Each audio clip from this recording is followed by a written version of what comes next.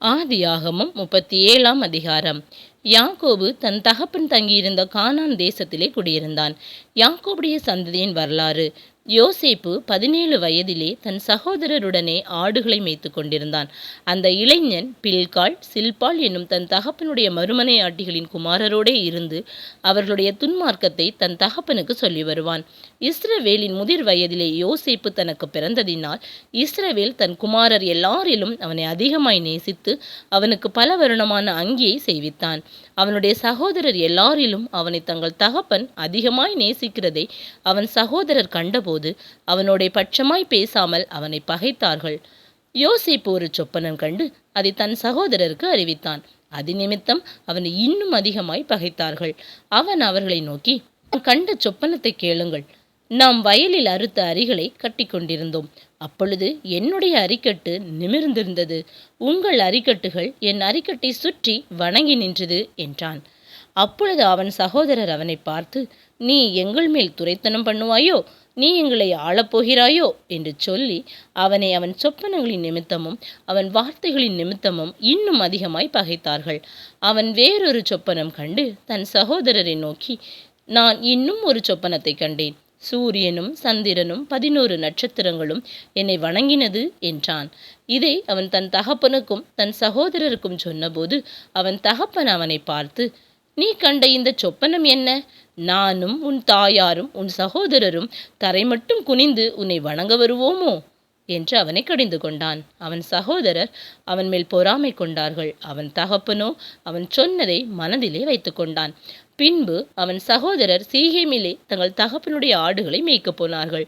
அப்பொழுது இஸ்ரவேல் யோசேப்பை நோக்கி, உன் சகோதரர் சீகேமிலே ஆடுகளை மேய்க்கிறார்கள் அல்லவா? உன்னை அவர்களிடத்துக்கு அனுப்பப் போகிறேன், வா என்றான். அவன், இதோ போகிறேன் என்றான். அப்பொழுது அவன், நீ போய் உன் சகோதரருடைய சேமம் எப்படி என்றும் ஆடுகள் எப்படி இருக்கிறது என்றும் பார்த்து எனக்கு மறு செய்தி கொண்டு வா என்று அவனுக்கு சொல்லி எபிரோன் பள்ளத்தாக்கிலே இருந்து அவனை அனுப்பினான். அந்தபடியே அவன் சீகேமுக்கு போனான். அப்பொழுது ஒரு மனிதன் அவன் வெளியிலே வழி தப்பி திரிகிறதைக் கண்டு, என்ன தேடுகிறாய் என்று அவனை கேட்டான். அதற்கு அவன், என் சகோதரரை தேடுகிறேன். அவர்கள் எங்கே ஆடு மேய்க்கிறார்கள்? சொல்லும் என்றான். அந்த மனிதன், அவர்கள் இவ்விடத்திலிருந்து போய்விட்டார்கள், தோத்தானுக்கு போவோம் என்று அவர்கள் சொல்ல கேட்டேன் என்றான். அப்பொழுது யோசேப்பு தன் சகோதரரை தொடர்ந்து போய் அவர்களை தோத்தானிலே கண்டுபிடித்தான். அவர்கள் அவனை தூரத்தில் வர கண்டு அவன் தங்களுக்கு சமீபமாய் வரும் முன்னே அவனை கொலை செய்யும்படி சதியோசனை பண்ணி ஒருவரை ஒருவர் நோக்கி, இதோ சொப்பனக்காரன் வருகிறான், நாம் அவனை கொன்று இந்த குழிகள் ஒன்றிலே அவனை போட்டு ஒரு துஷ்ட மிருகம் அவனை பட்சித்தது என்று சொல்லுவோம், வாருங்கள், அவனுடைய சொப்பனங்கள் எப்படி முடியும் பார்ப்போம் என்றார்கள். ரூபன் அதை கேட்டு அவனை அவர்கள் கைக்கு தப்புவித்து அவனை அவன் தகப்பனிடத்துக்கு திரும்பவும் கொண்டு போக மனதுள்ளவனாய் அவர்களை நோக்கி, அவனை கொல்ல வேண்டாம், நீங்கள் இரத்தம் சிந்தலாகாது, நீங்கள் அவன் மேல் கை வையாமல் அவனை வனாந்தரத்தில் உள்ள இந்த குழியிலே போட்டு விடுங்கள் என்று சொல்லி இவ்விதமாய் ரூபன் அவனை அவர்கள் கைக்கு தப்புவித்தான். யோசேப்பு தன் சகோதரரிடத்தில் சேர்ந்தபோது யோசேப்பு உடுத்தி கொண்டிருந்த பல வருண அங்கியை அவர்கள் கழற்றி அவனை எடுத்து அந்த குழியிலே போட்டார்கள். அது தண்ணீர் இல்லாத வெறுங்குழியாய் இருந்தது. பின்பு அவர்கள் போஜனம் செய்யும்படி உட்கார்ந்தார்கள். அவர்கள் தங்கள் கண்களை ஏறெடுக்கும் போது இதோ கீலேயாத்திலிருந்து வருகிற இஸ்மவேலருடைய கூட்டத்தை கண்டார்கள். அவர்கள் எகிப்துக்கு கொண்டு போகும்படி கந்த வர்க்கங்களையும் பிசின் தைலத்தையும் வெள்ளை போலத்தையும் ஒட்டகங்கள் மேல் ஏற்றி கொண்டு வந்தார்கள். அப்பொழுது யூதா தன் சகோதரரை நோக்கி, நாம் நம்முடைய சகோதரனை கொன்று அவன் இரத்தத்தை மறைப்பதினால் லாபம் என்ன? அவனை இந்த இஸ்மவேலருக்கு விற்று போடுவோம், வாருங்கள், நமது கை அவன் மேல் படாதிருப்பதாக, அவன் நம்முடைய சகோதரனும் நம்முடைய மாம்சமுமாய் இருக்கிறானே என்றான். அவன் சகோதரர் அவன் சொல்லுக்கு இணங்கினார்கள். அந்த வர்த்தகரான மீதியானீர் கடந்து போகிற போது அவர்கள் யோசேப்பை அந்த குழியிலிருந்து தூக்கி எடுத்து அவனை இஸ்மவேலர் கையில் 20 வெள்ளிக்காசுக்கு விற்று போட்டார்கள்.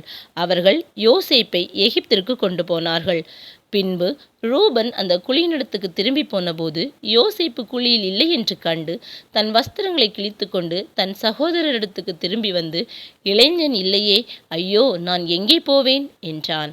அவர்கள் யோசேப்பின் அங்கியை எடுத்து ஒரு வெள்ளாட்டு கடாவை அடித்து அந்த அங்கியை இரத்தத்திலே தோய்த்து பல வருடமான அந்த அங்கியை தங்கள் தகப்பனிடத்துக்கு அனுப்பி, இதை நாங்கள் கண்டெடுத்தோம், இது உம்முடைய குமாரன் அங்கியோ அல்லவோ, பாரும் என்று சொல்லச் சொன்னார்கள். யாக்கோபு அதை கண்டு, இது என் குமாரனுடைய அங்கிதான், ஒரு துஷ்ட மிருகம் அவனை பட்சித்து போட்டது, யோசேப்பு பீருண்டு போனான் என்று புலம்பி தன் வஸ்திரங்களை கிழித்து தன் அறையில் இரட்டு கட்டிக்கொண்டு அநேக நாள் தன் குமாரனுக்காக துக்கித்து கொண்டிருந்தான். அவனுடைய குமாரர் குமாரத்திகள் எல்லாரும் அவனுக்கு ஆறுதல் சொல்ல வந்து நின்றார்கள். ஆனாலும் அவன் ஆறுதலுக்கு இடம் கொடாமல், நான் துக்கத்தோடே என் குமாரனிடத்தில் பாதாளத்தில் இறங்குவேன் என்றான். இவ்விதமாய் அவனுடைய தகப்பன் அவனுக்காக அழுது கொண்டிருந்தான். அந்த மீதியானியர் யோசேப்பை எகிப்திலே பார்வோனின் பிரதானியும் தலையாரிகளுக்கு அதிபதியுமாகிய போத்திபார் என்பவனிடத்தில் விற்றார்கள். ஆமேன்.